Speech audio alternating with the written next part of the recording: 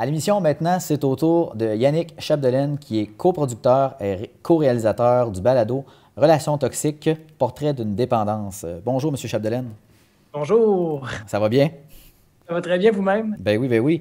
On parle de relations toxiques, portrait d'une dépendance. C'est quand même assez large comme titre pour les gens qui ne savent pas de quoi qu'on parle. Pouvez-vous me dire de quoi on parle?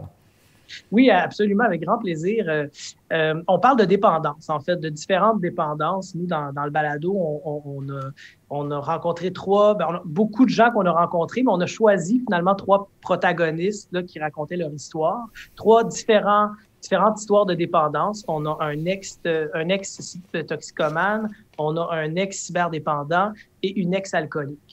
Et Catherine Lavoie et moi, Yannick Chapdelaine, on a réalisé le balado, puis on avait le goût de... tous les deux, on n'a pas vécu des situations de dépendance, moi puis Catherine. On a des dépendances, mais qu'on arrive à contrôler. En tout cas, on n'a pas... mais par contre, on se rendait compte qu'il y avait une espèce de schéma quand on parlait à plein de gens qui avaient vécu des dépendances qui ressemblait à une relation toxique. Ça, on a tous vécu ça à petite ou grande échelle, des relations toxiques, que ce soit amicales ou en amour. Donc, on a décidé, nous, de construire les trois histoires sous le schéma des étapes d'une relation toxique. Donc, le premier épisode, c'est la rencontre. C'est la rencontre de nos trois protagonistes avec leur dépendance. Ensuite, c'est la lune de miel, quand il se passe quelque chose qui devient assez magique et tout ça. Ensuite, l'épisode 3, c'est la crise, quand tu te rends compte que la dépendance a un pouvoir sur toi, puis c'est pas jojo. Ensuite, ben, le déclic, parce que tu te rends compte à un moment donné que ça va pas bien, mais tu n'es pas capable d'agir. Donc, l'épisode suivant, c'est la spirale, quand tu t'enfonces, malgré le fait que tu as conscience que ça va pas bien. Ensuite, quand tu décides de prendre le taureau par les cornes, l'épisode suivant, c'est la rupture. Donc, quand tu mets fin à cette situation de dépendance-là. Et ensuite, la rémission, comment tu te répares de ce qu'a laissé la dépendance, en fait, chez toi, les cicatrices que la dépendance a causées. Puis le dernier épisode qui est le recul, tu sais, parce que nos ex-toxicomanes, ex-cyberdépendants, ex-alcooliques ont un chemin. Tu sais, il y en a qui sont plus dépendants depuis 12 ans, un autre personnage 7 ans, l'autre personnage 3 ans. Donc là, on aborde avec eux le recul, qu'est-ce qu'ils ont compris sur eux, qu'est-ce qu'ils ont appris aussi de la vie en ayant vécu ça, puis comment ça les a transformés pour le bien aussi, parce que quand on se sort d'une situation difficile, souvent, on est un peu mieux armé pour la suite. Donc, qu'est-ce qu'ils ont gagné à travers tout ce qu'ils ont vécu. Fait que c'est le balado, donc, qui est construit vraiment comme une relation toxique, de là le titre, mais portrait d'une dépendance, parce qu'on ne parle pas d'une relation toxique avec un être humain, mais on parle vraiment d'une relation toxique entre une drogue et un dépendant, en fait, la relation qui se tisse. OK. Vous parlez des étapes, justement, de cheminement qu'on peut rencontrer dans le balado. Ça me met à me questionner. Est-ce que le balado est diffusé par épisode, justement, par étape, comme vous venez de les nommer, ou on rencontre les trois protagonistes dans leur situation dans chacun des épisodes, ils ont chacun leur partie? Comment ça a été construit, finalement? On s'est lancé le défi, on s'est posé toutes ces questions-là que tu viens de poser au moment qu'on réfléchissait à comment on allait construire, si on veut, la structure du balado. On a réfléchi à ça, puis on se disait que c'était assez intéressant. C'était intéressant et original, puis en même temps difficile. On s'est lancé le défi de faire en sorte que les trois histoires soient parallèles, avancent en même temps.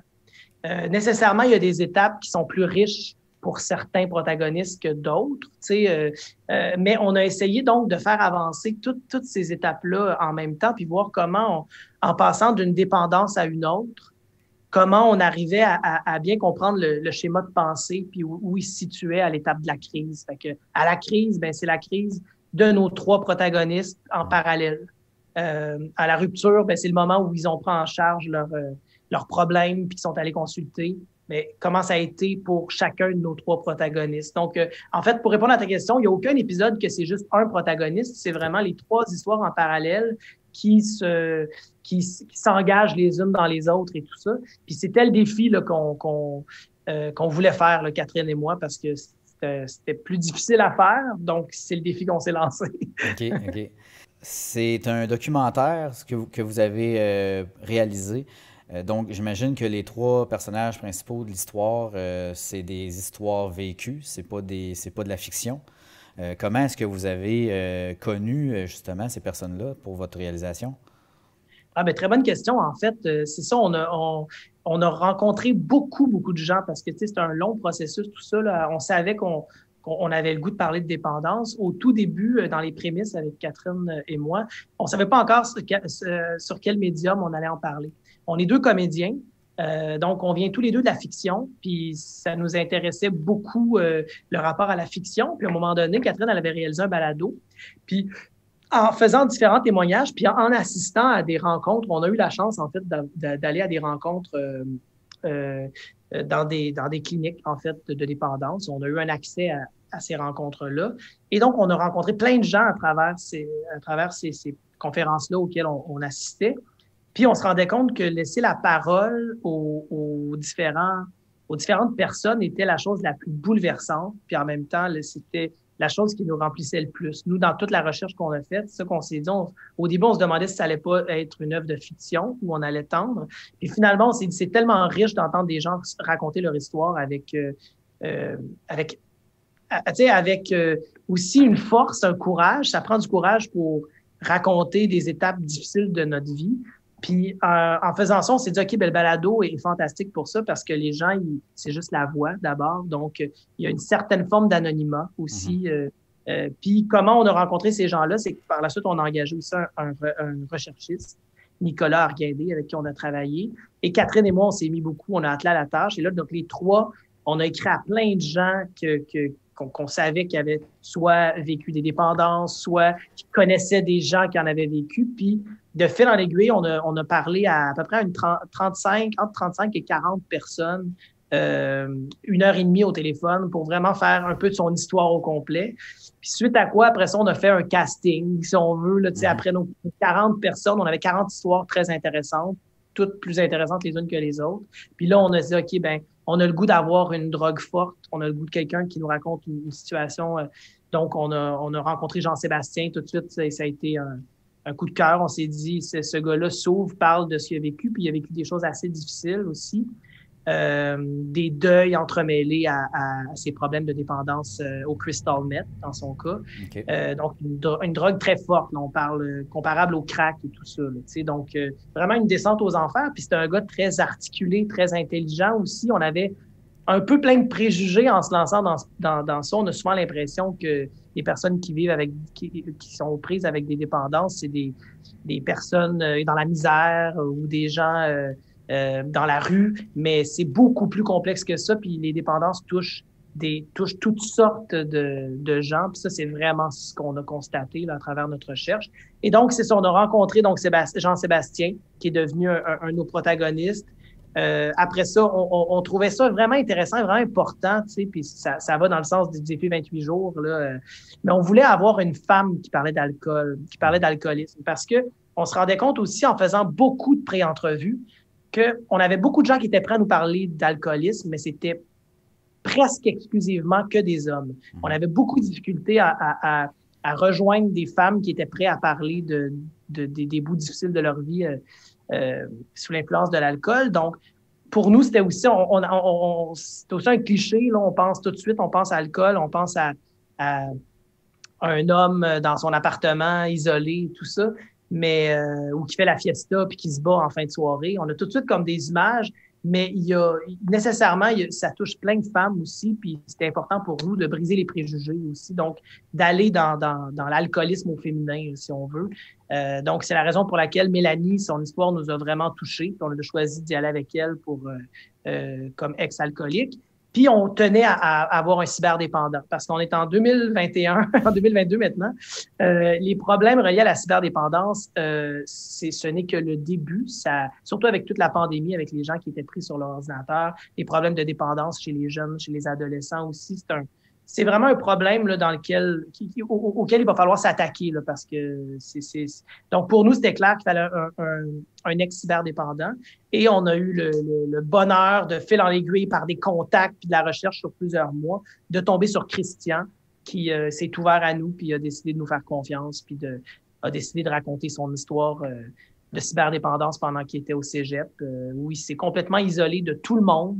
Il était dans sa chambre, il pouvait passer des 20 heures, 24 heures, il dormait presque pas, il mangeait pas, il prenait pas sa douche, il faisait que jouer à un jeu virtuel où il était bon, puis il continuait à monter les strates et tout ça. Puis, donc, sa vie est devenue jeu virtuel et rien d'autre. Il a tout arrêté.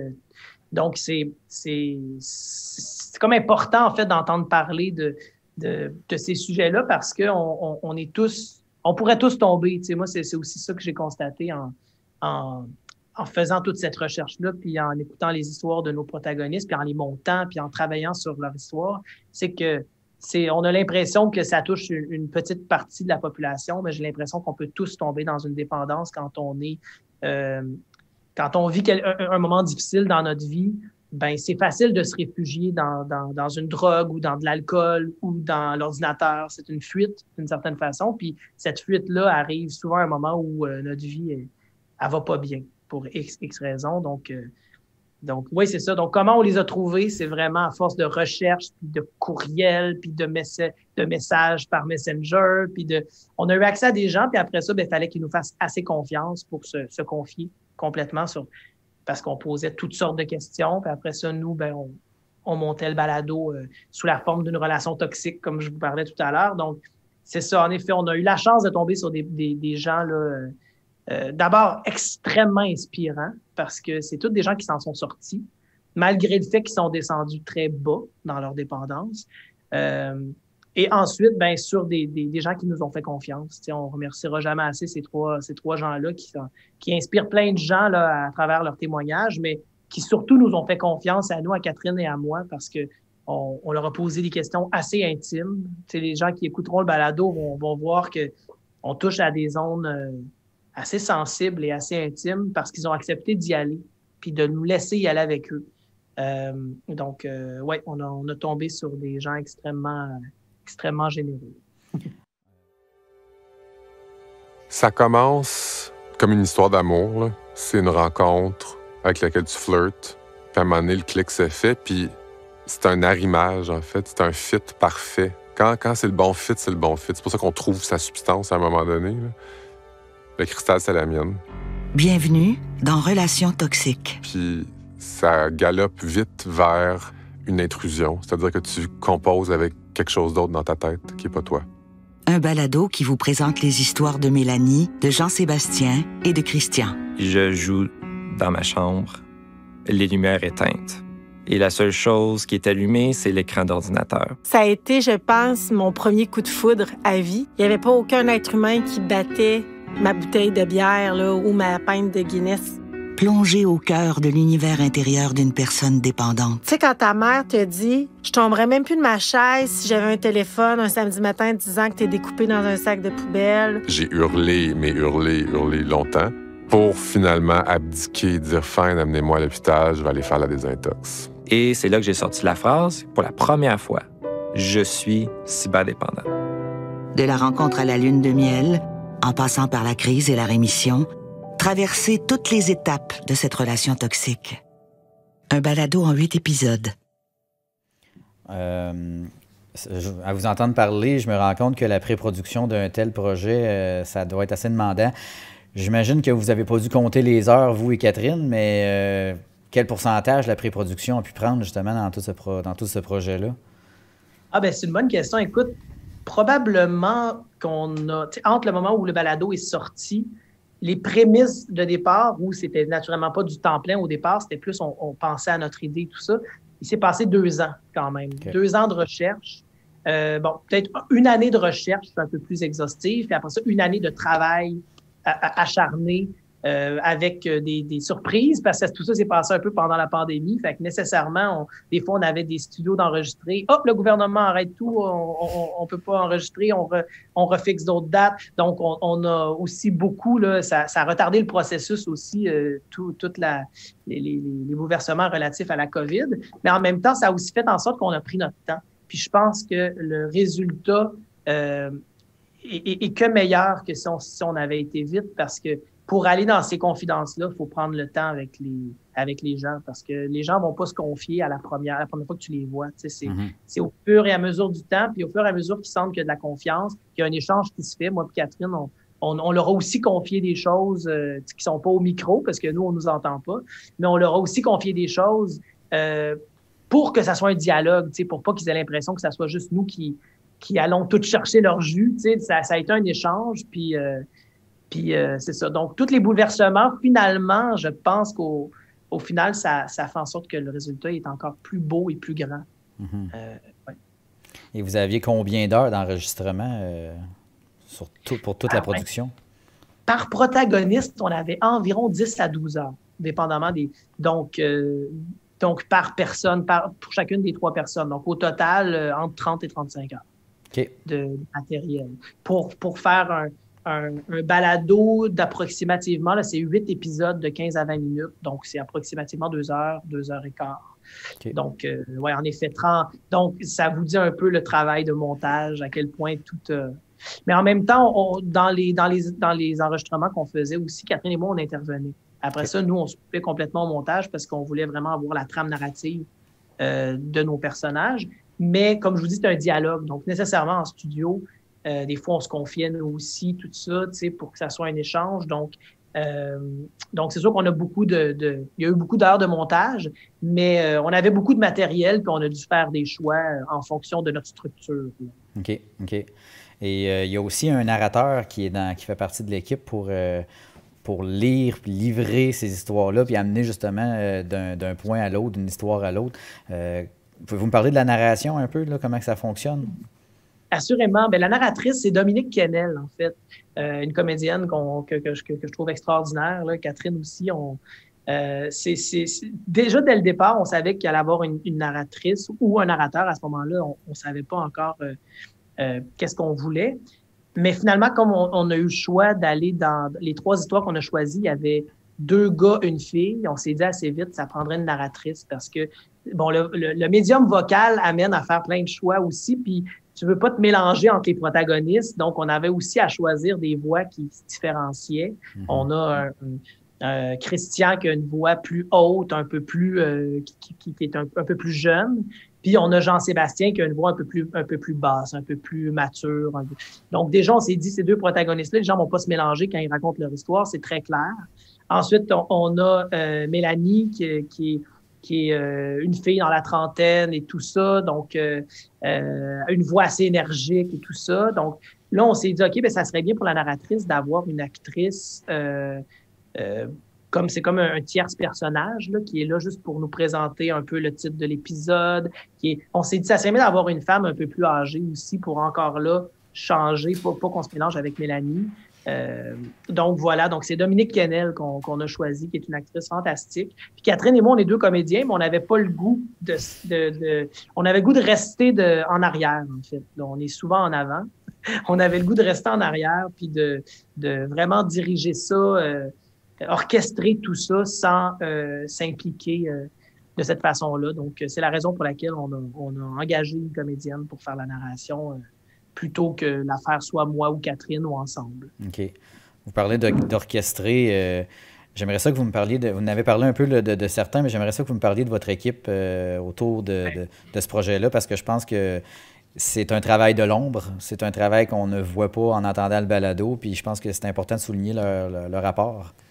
Je suis tellement d'accord avec toi. C'est vrai que c'est tellement important. On a travaillé avec des gens extraordinaires qui nous ont donné du temps, de l'énergie, qui ont eux aussi, à un moment donné, arrêté de calculer leur temps parce que maintenant, dans l'art, on travaille à quelque chose de sensible. Donc, à un moment donné, on n'est pas juste en train de calculer nos heures. Puis ça, on a été chanceux. Là. Tous les gens qui ont travaillé sur le balado ont été d'une générosité folle. Puis Catherine et moi, on était perfectionnistes. Fait que, on était contents que les gens acceptent de travailler même sans arrêt, là, à un moment donné. Donc, on a Nicolas Arguindé qui nous a aidé infiniment pour la recherche, donc comme recherchiste. Ensuite, on a au montage, c'est un job de fou, là, tu sais, au montage. Il y a Catherine Lavoie qui en a fait un petit peu parce qu'elle est elle-même réalisatrice, fait qu'elle monte un peu ses trucs. Mais notre monteuse principale, c'est Sophie Guérin. Fantastique travail qu'elle a fait là, pour qu'on avance toujours dans l'histoire, puis qu'on essaie d'enlever toutes les petites choses qui ne servent pas, en fait, la structure de l'histoire. Donc, Sophie Guérin, super travail. Marc Rémiard au mix. C'est un immense travail aussi. Et à la musique, parce que la musique du balado, moi, j'en suis vraiment fière. Là, c'est vraiment un beau travail que Philippe Coulombe a fait, le studio La Pieuvre. Super beau travail que Philippe a fait. Puis c'était de trouver la place de la musique dans toutes ces histoires-là. Tu sais, la musique, elle sert à nous faire respirer. C'est un peu le poumon du balado, là. Elle sert à nous faire respirer. Il y a des moments très sensibles. On sort des fois de moments très sensibles où le dialogue nous a bouleversés. Mais il faut une musique qui soit à la fois un peu toujours sur le ton où on est rendu dans notre cheminement en écoutant le balado. Mm-hmm. Donc, à la fois une musique subtile, mais qui par moments, des fois, gonfle comme ça nous fait du bien aussi. Donc, c'était vraiment assez le fun de travailler avec Philippe Coulombe, là, qui a fait un job hallucinant. Là, maintenant, on travaille en ce moment avec Cindy Blanchette aux relations de presse, qui fait un super boulot aussi. Donc, on a vraiment travaillé avec des puis naturellement, tous les gens à Radio-Canada aussi, parce qu'on a quand même travaillé de pair avec eux. Assez vite dans le processus, on a soumis un pilote, puis on a su qu'on était pris par Radio-Canada pour la diffusion. Ils nous ont mis un chef de projet qui travaille avec nous, qui est Marc-Olivier Laramé, qui était fantastique, et Catherine Vidal à Radio-Canada aussi. Donc, c'est deux personnes qui nous ont encadrés là, tout au long du processus, qui nous donnaient des commentaires, qui s'assuraient qu'on suive bien les histoires, que la musique apprenait toute la place qu'elle devait sans trop prendre de place non plus pendant les bouts de narration, les bouts d'histoire. Donc, ouais, ça a été vraiment là, un travail continuel avec plein de gens inspirants et inspirés. Donc, ça a été très, très cool. Les gens qui veulent écouter le balado peuvent le faire à quel endroit? Sur l'application audio de Radio-Canada. C'est très facile. Si vous n'avez pas déjà l'application sur vos téléphones ou sur votre télé intelligente, bien, vous allez dans l'Apple Store ou dans l'endroit pour aller chercher les applications, là, si vous avez un Samsung ou tout ça. Vous marquez audio, O-H-D-I-O, et vous avez accès à toutes les émissions en rediffusion de Radio-Canada qui jouent à la radio de Radio-Canada, mais donc aussi toutes leurs balados. Et là, vous marquez Relations toxiques, Portrait d'une dépendance. Et c'est accessible facilement, gratuitement aussi. C'est vraiment un beau projet qui nous rend très, très, très, très fiers, Catherine et moi. J'ai envie de vous dire tout d'abord bravo. Félicitations pour votre gros travail à vous et votre équipe. On invite les gens à aller voir, à aller écouter plutôt le lien. On va le mettre dans la description de la vidéo. Donc, Yannick Chapdelaine, vous êtes coproducteur et réalisateur, scénariste également du balado Relations toxiques, Portrait d'une dépendance. Merci beaucoup. Yes. Merci infiniment, mon cher Marc-André. Grand plaisir. Au plaisir.